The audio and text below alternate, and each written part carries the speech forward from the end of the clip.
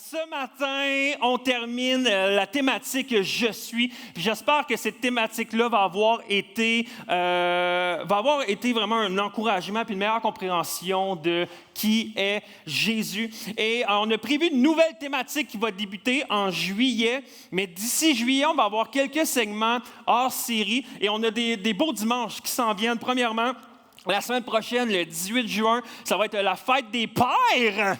Yes! Et qui était là à notre dimanche matin de la fête des mères? Yes!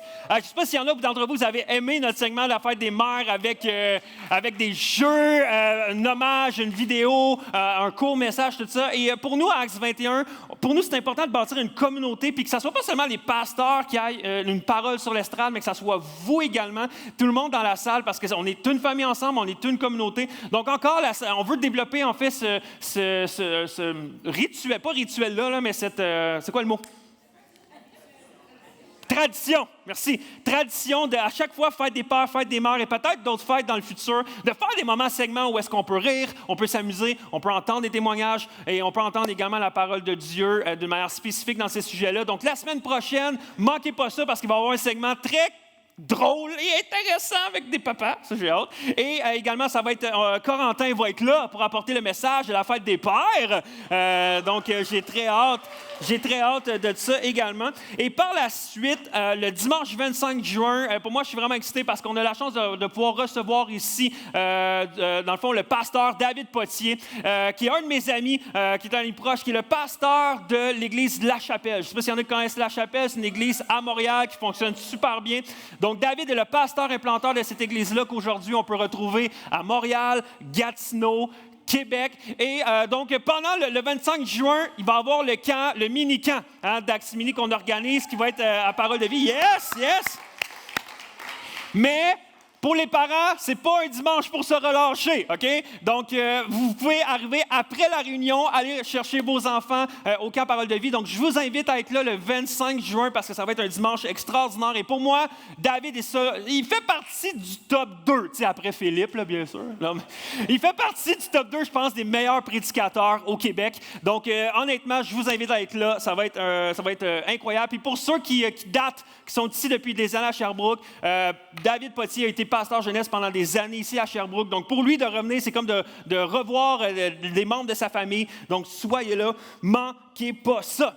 Alors, ceci dit, on retourne dans « Je suis » et dans les dernières semaines, on a regardé à 6 « Je suis ». Okay? On a regardé à « Je suis le pain de vie ». On a regardé à « Je suis la lumière du monde ». « Je suis la vraie vigne ». On a Pasteur Michael, pas Pasteur Michael, juste Michael, parce qu'il n'y a pas le titre de pasteur officiel, je suis désolé. « Je suis le chemin, la vérité et la vie ». Ensuite de ça, on avait « Je suis le bon berger »,« Je suis la porte ». Mais aujourd'hui, on regarde au dernier « Je suis » qui est « Je suis la résurrection et la vie ». Dans Jean 11, 25, Jésus dit ceci. Jésus lui dit, c'est moi, je suis la résurrection et la vie. Il continue après ça, en ce moment-là, puis il dit, celui qui croit en moi vivra, même s'il meurt. Et toute personne qui vit et croit en moi ne mourra jamais. Puis je crois honnêtement que cette citation-là de « Je suis la résurrection et la vie » fait partie des citations les plus importantes et les plus puissantes que Jésus a jamais dit. Et laissez-moi vous expliquer pourquoi. En fait, je repensais à ça dernièrement, puis c'est un sujet qu'on n'a pas beaucoup parlé, là, fait que je ne veux pas donner après ce qu'on vient de vivre, là, mais je pense que durant la pandémie, qu'est-ce qui est arrivé dans les dernières années, au début de la pandémie, puis même le après-pandémie, je crois qu'on a comme développé une crainte. Une peur. Et ce n'est pas nécessairement une crainte de tomber malade, parce que je pense que tout le monde, on sait, on tombe tous malades d'une manière ou d'une autre. Mais en fait, je crois que la pandémie nous a ouvert les yeux sur une réalité vraiment vraie. C'est vraiment réel, mais qu'on n'aurait pas pensé beaucoup avant. Et cette réalité-là, c'est que soit moi ou quelqu'un que j'aime pourrait mourir. Hein? Comme la pandémie nous a ouvert les yeux là-dessus, que soit moi ou quelqu'un que j'aime pourrait mourir. Et en fait, je crois que la pandémie a fait naître en nous une certaine crainte de la mort. Puis pour vrai, cette crainte-là, je pense que certains la partagent. Je voyais une citation dernièrement du réalisateur, producteur Woody Allen qui disait ceci. « C'est pas que j'ai peur de la mort, je veux juste être là quand ça va arriver. » hey, je pense que ça ne peut pas marcher, ça. Mais on dirait qu'on ne veut pas nécessairement vivre une mort. En fait, j'ai regardé également une citation de Fred Pellerin. On connaît ce fameux écrivain québécois qui disait ceci. « Depuis 100 000 ans, ça meurt chaque jour. La mort est une affaire qui est là au quotidien. On a beau la nier, on a beau travailler sur la jeunesse éternelle. Elle est là chaque jour à frapper à des portes au hasard. La mort. » Et d'une manière, on sait tout ça, que la mort va arriver pour chacun d'entre nous. Puis j'ai découvert également une statistique impressionnante sur le sujet. Puis là, j'ai fait une slide statistique impressionnante, vous allez voir. Une personne sur une va un jour mourir. Statistique impressionnante. Moi, je trouvais ça vraiment intéressant. Je disais, wow, OK, c'est quand même, regarde, une personne sur une va mourir. C'est prouvé scientifiquement. Et s'il y en a qui aiment ça, c'est qu'ils sont plus cartésiens, logiques, sciences. C'est prouvé qu'on va tous mourir. Mais avoue que c'est quand même inconfortable de parler de la mort. Puis honnêtement, ça m'étonnerait que ce midi, si vous allez manger en famille, vous allez manger avec des amis, vous allez au restaurant, puis faites comme, puis il n'y a pas quelqu'un qui va faire « Hey guys, ici on parlerait en ce moment de comment qu'on risque de mourir un jour. Hein? » Je pense pas que quelqu'un va faire « Ah ouais, bon sujet, tu sais, entre 2 œufs bacon. » Il n'y a personne qui va vouloir faire ça, mais qu'on veuille en parler ou qu'on ne veuille pas en parler, 100% d'entre nous, on va mourir un jour. Et c'est dans cette idée déstabilisante-là que Jésus parle. Il dit « Je suis la résurrection et la vie. Celui qui croit en moi vivra, même s'il meurt, et toute personne qui vit, croit en moi, ne mourra jamais. » Et pour bien comprendre ces paroles-là de Jésus, il faut qu'on regarde dans le contexte dans lequel ça a été dit. Dans quel contexte que Jésus a dit ça? Et on voit dans l'Évangile de Jean, Jean qui était un des disciples de Jésus, on voit Jésus dire cette déclaration-là à des funérailles. Quand même weird, là. Jésus dit ça à des funérailles d'un homme qui s'appelle Lazare, un homme qui aime beaucoup, voire passionnément. Et Jean 11 commence avec ce verset-là, verset 1. Voici ce que ça dit. « Il y avait un homme malade, c'était Lazare de Béthanie. Le village de Marie et de sa sœur Marthe. Marie était celle qui versa du parfum sur les pieds du Seigneur et qui les essuya avec ses cheveux. C'était son frère Lazare qui était malade. Les sœurs envoyèrent dire à Jésus ce petit message-là. Mais, puis là, on va arriver à ce message-là, qu'est-ce qu'il va dire? Mais on sait pas qu'est-ce qu'il y avait Lazare. Clairement, il y avait quelque chose qui n'allait pas bien dans son corps, dans sa vie. Mais à ce moment-là, Marie et Marthe, ils ont dit, OK, c'est tellement grave qu'on doit faire appel à Jésus. C'est tellement grave qu'on doit aller à Jésus parce qu'on a besoin de Jésus. Et envoyez-y ce message-là. Et voici ce qu'ils disent. « Seigneur, celui que tu aimes est malade. » C'est quand même fou, ça. « Celui que tu aimes est malade. » En fait, pour ceux qui sont parents ici et que vous avez plusieurs enfants, je vous encourage à faire ce petit challenge-là avec vos enfants. Peut-être que tu parles à tes enfants et tu te dis « Hey, si maman a dit à papa, celui que tu aimes est malade, elle serait dans lequel des enfants? » Et là, regarde tes enfants se débattent de dire « Ben non, c'est moi que papa aime. Ben non, mais c'est moi que papa aime. Ben non, mais moi, papa m'aime bien plus. » Pour vrai, ça risque d'être un beau moment, OK? Prenez ce moment-là, ou peut-être ça va virer en chicane, puis faites pas ça. Mais moi, je trouvais ça quand même drôle. Mais à quel point, en fait, Jésus devait aimer Lazare pour que ça soit de cette manière-là que Marie et Marthe interpellent Jésus. Marie et Marthe aiment Lazare, mais également, Marie et Marthe veulent rappeler à Jésus à quel point qu'il l'aime. Et avant qu'on aille plus loin, j'aimerais prendre le temps quand même de mentionner ceci pour certaines personnes, peut-être que vous êtes dans la salle, peut-être pour une personne que présentement t'écoute en ligne, mais peut-être que tu es là puis depuis un temps, tu cries à Dieu. Depuis un temps, tu cries à Jésus pour de l'aide. C'est peut-être dans ta santé, c'est pour ta santé, puis tu ne te sens pas bien, puis tu cries à Jésus. Tu cries peut-être à Jésus parce que c'est quelqu'un que tu aimes, que présentement est malade, puis tu aurais besoin et tu pries que Jésus intervienne puissamment. Peut-être que tu cries à Jésus parce que tu es tellement prise avec des crises d'angoisse, des crises d'anxiété que tu n'en peux plus, puis que tu souhaites que Dieu te délivre, que Dieu vienne vraiment enlever toutes ces choses-là. Peut-être que tu as perdu un emploi. Peut-être que tu as besoin d'être libre d'une dépendance. Peut-être que ton mariage a besoin d'aide, puis tu cries à Jésus. Jésus, viens faire quelque chose. On a besoin de toi. C'est un moment critique.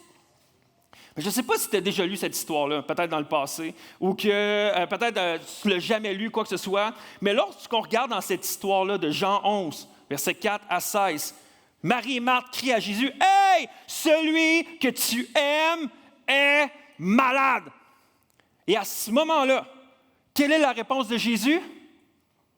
Rien. Qu'est-ce que Jésus fait? Rien. Il attend 2 jours avant d'intervenir. Il dit, je vais continuer à faire mes affaires, je vais m'en aller, m'en occuper par la suite. Puis c'est weird quand tu lis l'histoire. Puis en fait, si tu ne connais pas l'histoire qu'à la fin, Lazare ressuscite, OK? En fait, il y a comme un feeling en dedans qui fait comme, je suis comme pas bien là, que Jésus fasse rien. Mais j'aimerais proposer ceci. Lorsqu'on a l'impression que Dieu ou Jésus n'intervient pas dans notre vie, lorsqu'on vit un délai de Dieu, ça ne veut pas nécessairement dire que l'on vit son refus d'intervenir.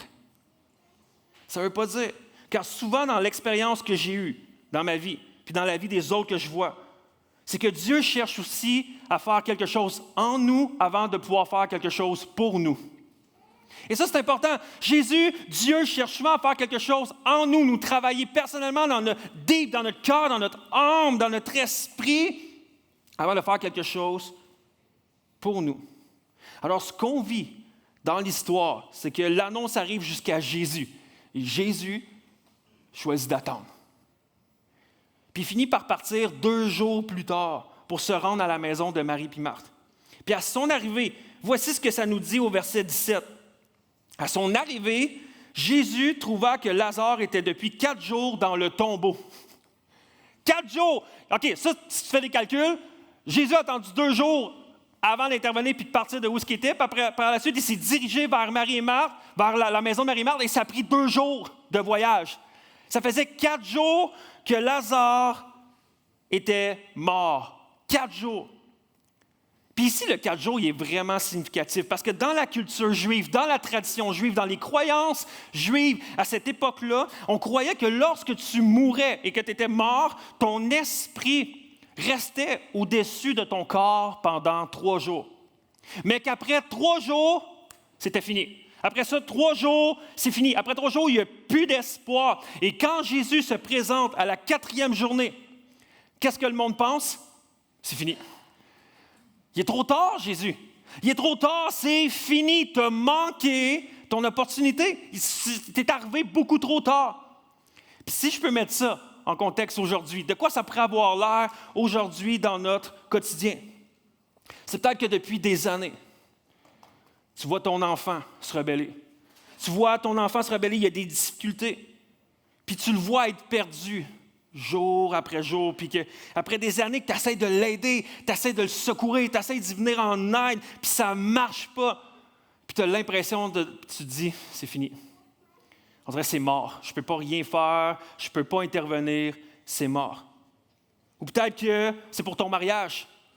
Tu te bats depuis des années. Tu te bats, puis tu es là, puis tu essaies, tu vas faire des thérapies, tu vas voir des personnes, tu vas voir des pasteurs, puis tu souhaites, puis tu pries pour des guérisons, pour des délivrances, pour une reconstruction, pour une restauration, mais rien n'arrive. Puis là, tu arrives à un bout, tu te dis, c'est mort, il n'y a plus rien à faire, c'est trop tard, c'est mort, tu as abandonné l'espoir même.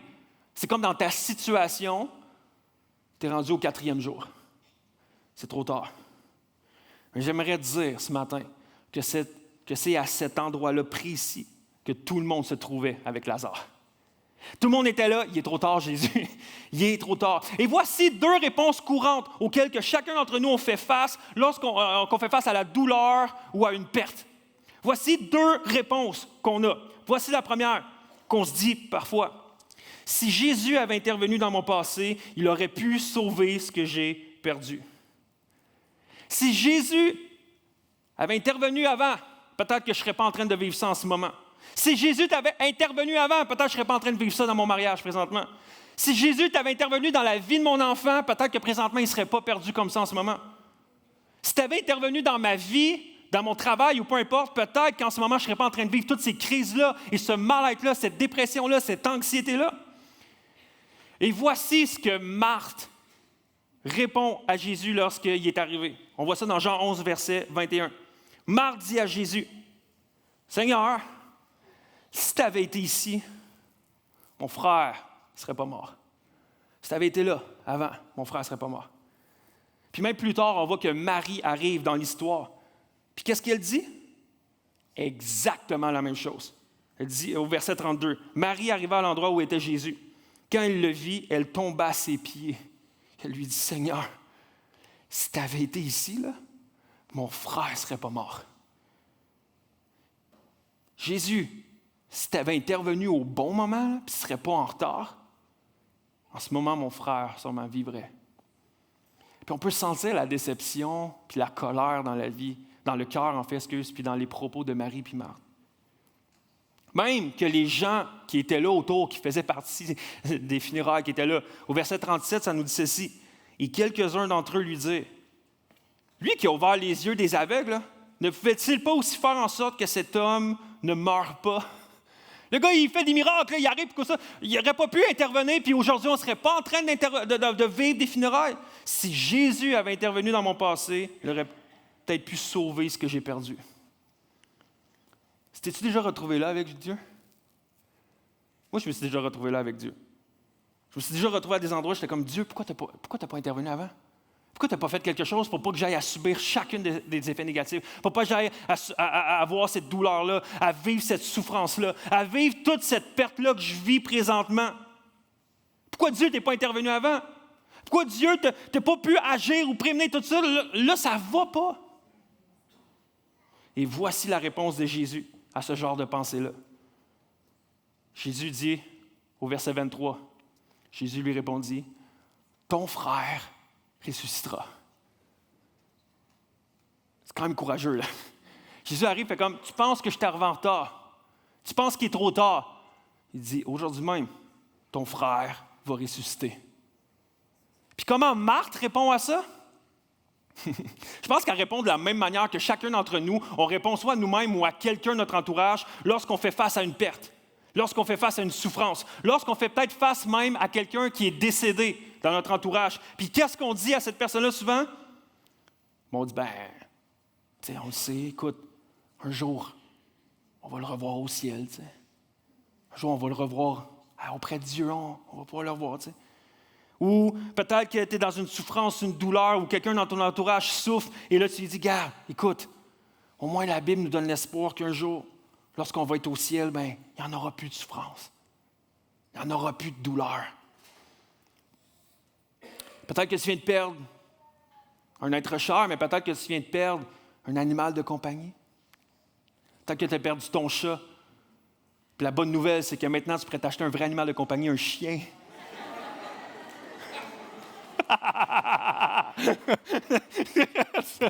Alors, envoyez-moi des courriels de haine, là.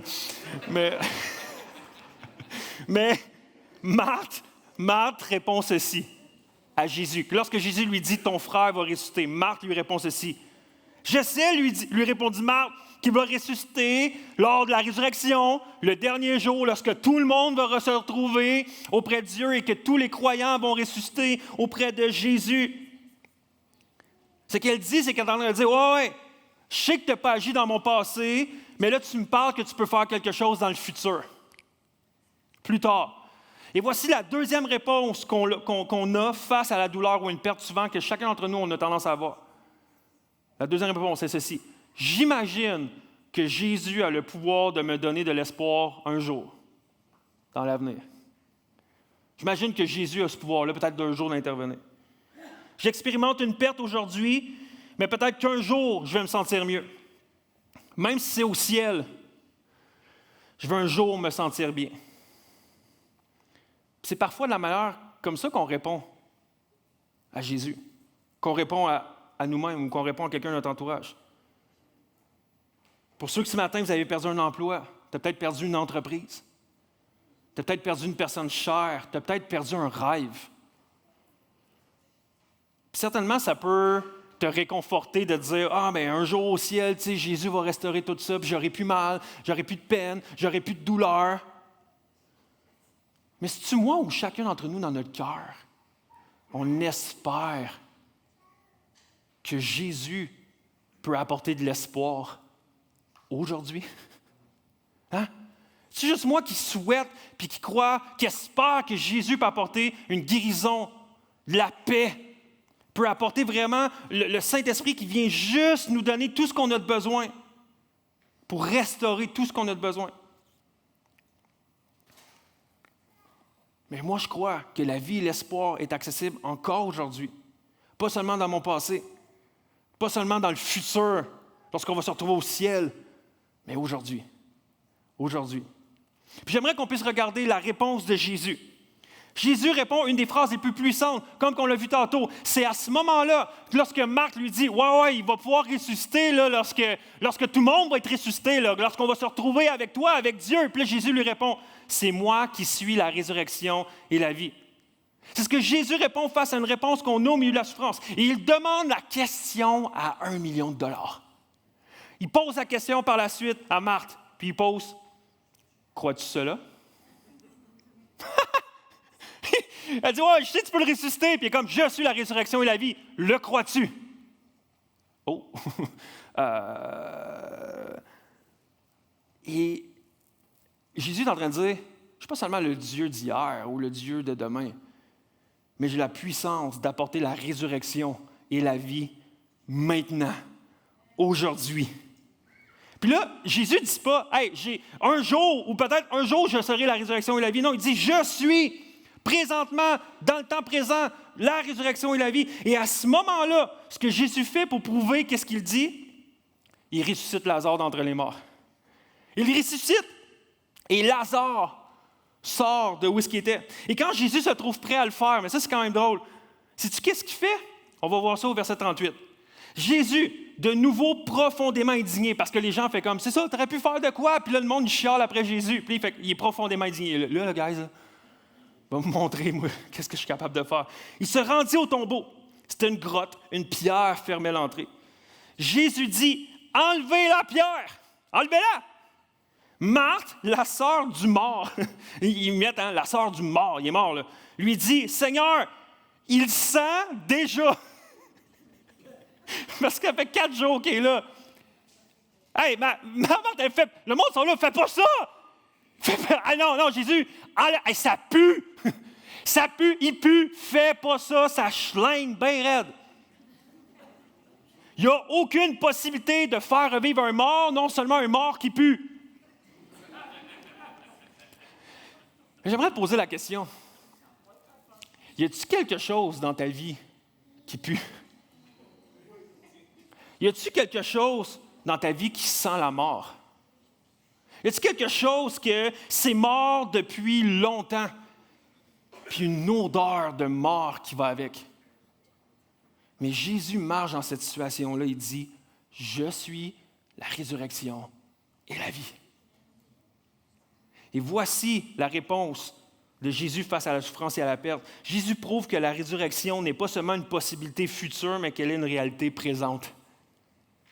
La résurrection est une réalité présente dans ta vie, dans la mienne. Pourquoi? Parce que Jésus est un spécialiste de ramener qu'est-ce qui est mort à la vie. C'est un spécialiste de ça. Parce que, en fait, être la résurrection et la vie, ce n'est pas quelque chose qu'il fait, c'est quelque chose qu'il est. C'est quand même fou, hein? C'est pas juste Jésus qui a le pouvoir de faire quelque chose, c'est qu'est-ce qu'il est. Je suis la résurrection et la vie. Et sur ça, j'inviterai les musiciens à venir me rejoindre parce qu'on va clore avec ça.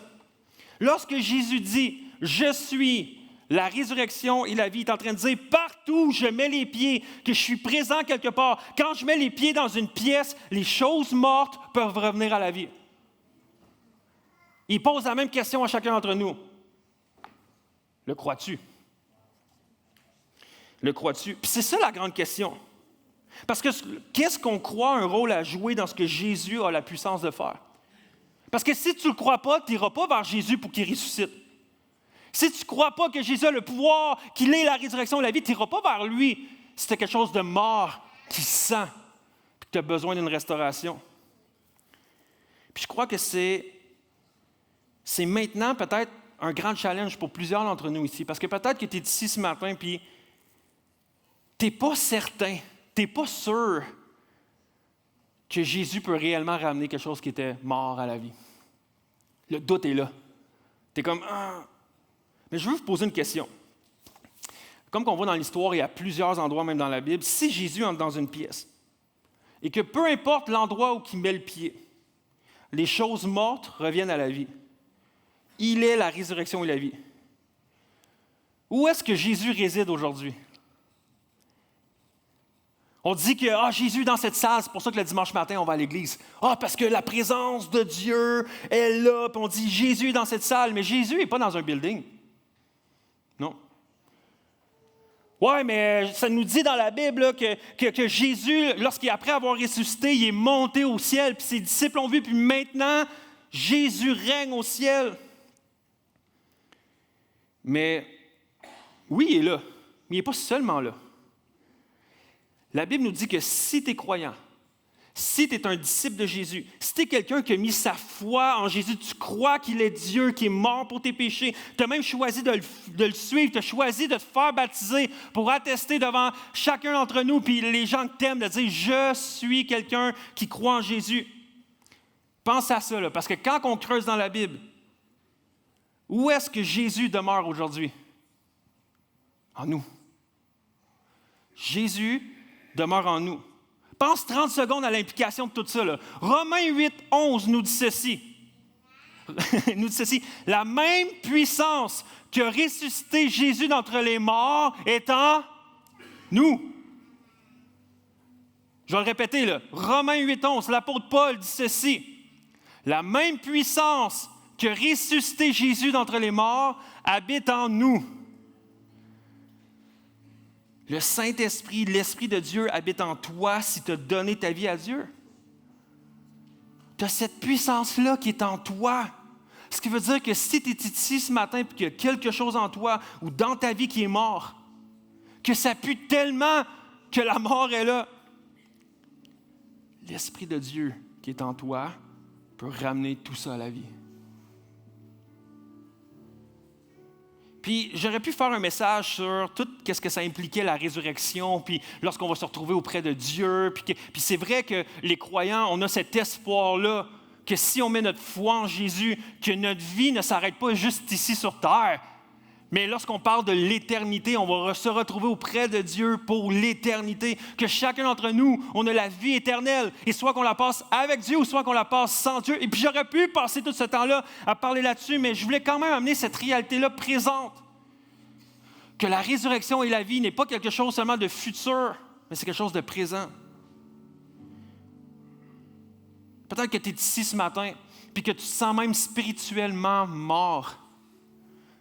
C'est dur de connecter avec Dieu pour toi. Peut-être que, en fait, tu ne te rappelles pas la dernière fois où tu as vécu quelque chose avec Dieu, que tu as eu ce sentiment-là d'être vraiment en relation avec Dieu, que tu t'es senti all-in.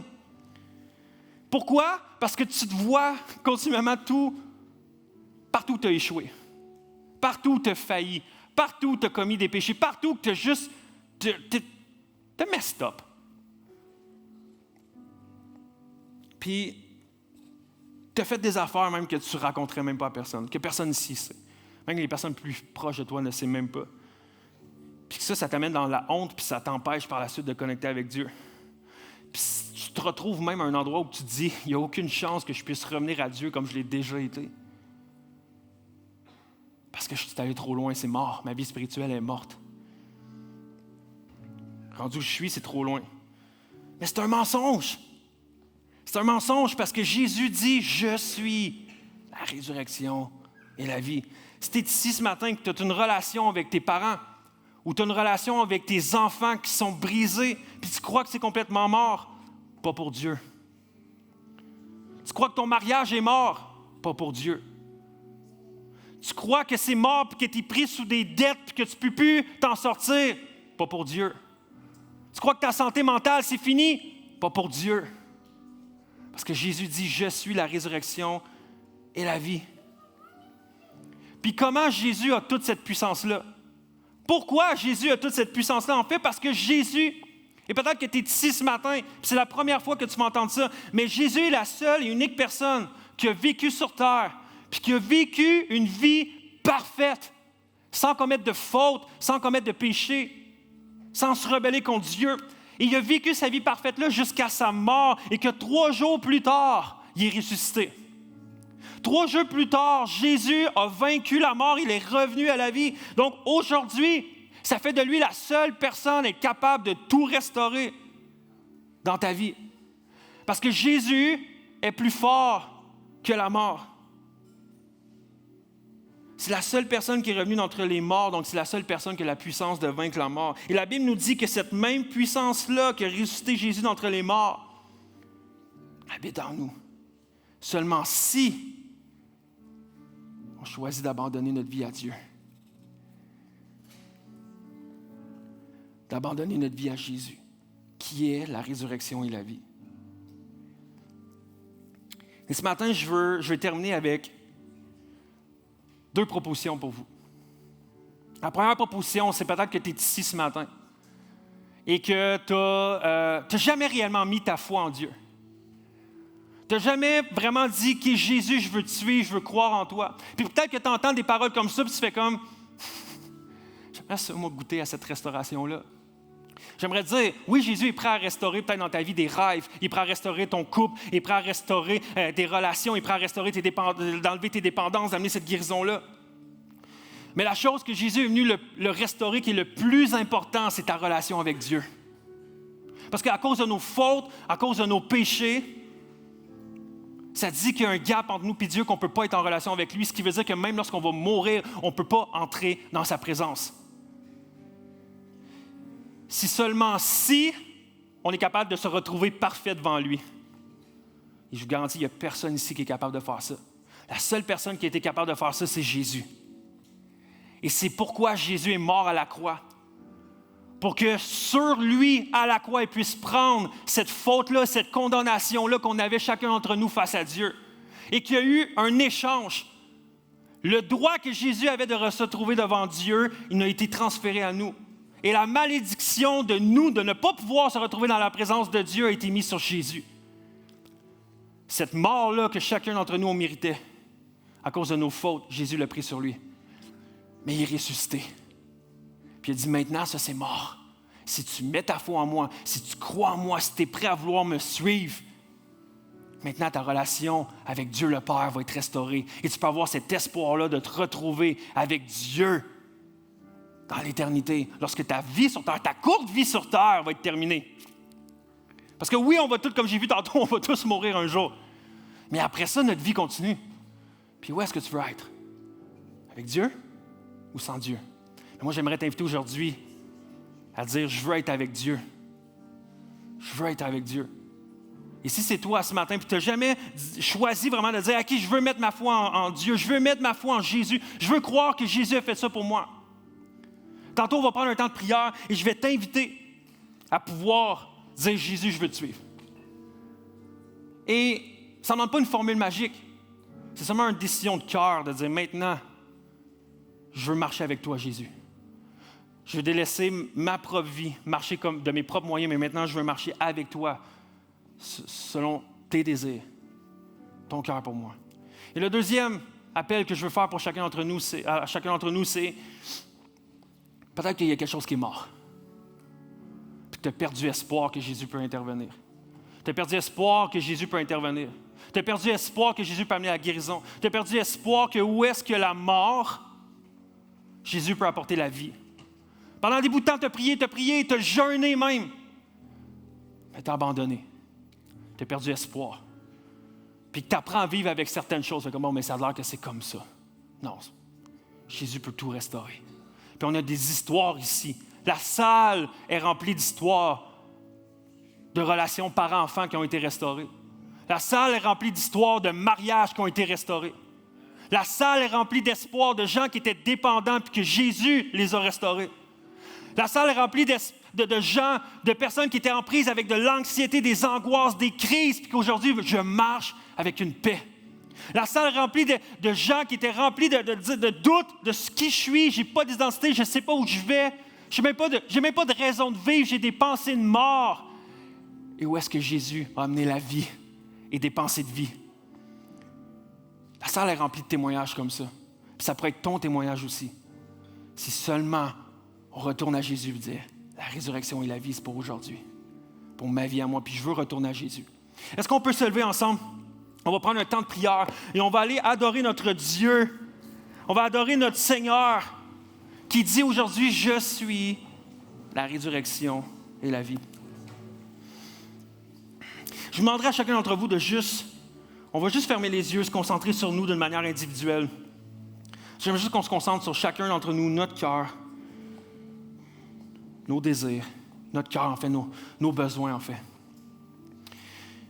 Et comme je dis, peut-être que tu es là ce matin et tu te dis, une chose qui est sûre, c'est avant de vouloir voir Jésus intervenir dans ma vie personnellement sur des besoins, je veux que Jésus intervienne sur ma vie spirituelle. Puis je veux avoir là cette confiance-là et cet espoir-là qu'au bout du compte, je veux me retrouver dans sa présence lorsque ma vie sur terre va être terminée. Je veux que ça transforme ma vie, je veux que ça transforme ma vie entière et mon éternité.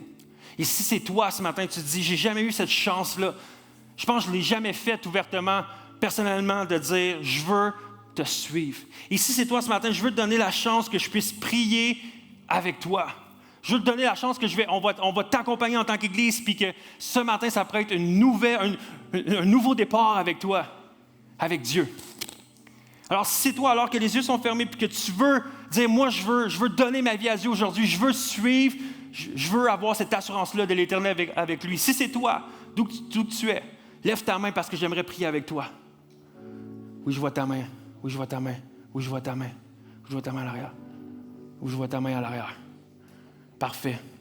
Alors, ce que j'aimerais faire, Seigneur Jésus, c'est de pouvoir en fait prier Seigneur Jésus avec vous. Excusez, de pouvoir prier Jésus avec vous. Mais j'aimerais ça que toute la salle, on puisse prier avec toi, comme une prière d'accompagnement qui dit, toute l'Église, on prie ça avec toi. Donc, je vais juste prier. J'aimerais ça qu'on puisse juste, toute l'Église ensemble, prier avec moi pour vraiment qu'on puisse accompagner chacune de ces personnes-là. Prions ensemble. Père éternel, je te remets ma vie entière. J'accepte ton sacrifice pour moi. Je délaisse mes fautes. Je délaisse mes péchés et les mets à tes pieds. Dieu, je te remercie pour ton sacrifice. Et aujourd'hui, je choisis de te suivre. De donner ma vie entière. Et aujourd'hui, j'accepte ton esprit en moi qui me donne l'assurance de la vie éternelle. Père éternel, on te remercie pour chacune des personnes qui ont pris cette décision-là ce matin de prendre leur temps comme ça, de prendre leur temps de venir à l'Église, mais également de faire cette prière-là. Dieu, que vraiment cette prière-là ne soit pas une prière magique, mais soit une prière qu'ils vont prier chaque jour à vouloir te suivre, comme que moi, je prie à chaque jour que je veux te suivre et que je te donne ma vie, puis je vais être là, puis je veux te suivre. Dieu, que la décision qu'ils ont prise, que ça puisse non seulement être une décision d'aujourd'hui, mais une décision qui va être là au quotidien. Merci, Père, pour chacune des personnes qui ont prié cette prière-là. Et je vais terminer comme j'ai dit, pour tous ceux qui ont besoin de cette touche-là de Saint-Esprit, qui ont besoin que l'Esprit qui est à l'intérieur de toi, qui a ressuscité Jésus d'entre les morts, vienne agir dans un endroit particulier, que ce soit dans un rêve, que ce soit dans un emploi, que ce soit dans une relation, que ce soit dans un couple, que ce soit, peu importe, dans une santé, peu importe la santé physique, émotionnelle, spirituelle. J'aimerais prier pour chacun d'entre vous et aujourd'hui que vous puissiez regagner cet espoir-là et d'aller vers Jésus. Père éternel, je te remercie pour chacun d'entre nous. Je te remercie pour cette belle Église où est-ce qu'on peut lire ta parole et revenir à des propos que Jésus tu as dit, qui nous amènent l'espoir qu'encore aujourd'hui tu agis. Que tu n'as pas seulement agi dans le passé pour nos péchés, que tu ne vas pas seulement agir dans le futur lorsqu'on va être avec toi, mais que tu agis encore aujourd'hui et que tu es prêt à pouvoir restaurer, ressusciter, amener la vie dans chacun des sphères de notre vie. Donc, Père, je te prie à tous les endroits des gens dans cette salle où ça sent la mort, que tu puisses amener la vie.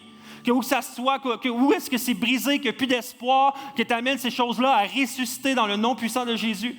Que ce matin, qu'il y ait des transformations, qu'il y ait des délivrances, puis qu'aujourd'hui, que ce lieu puisse être un lieu de miracle. Un lieu où est-ce que tu restaures et que dans les prochains jours, dans les prochaines semaines, on va entendre une série de témoignages que tu agis encore aujourd'hui et que tu as restauré et que tu es encore aujourd'hui la résurrection et la vie. Donc, Père éternel, on te remet cette matinée-là, reçois notre louange, reçois vraiment notre désir de louer à toi parce que tu es un grand Dieu qui est vivant encore aujourd'hui, qui agit encore aujourd'hui, et on te remet cette matinée-là en tes mains dans le nom puissant de Jésus. Tout le monde dit avec moi, Amen. Amen. Amen.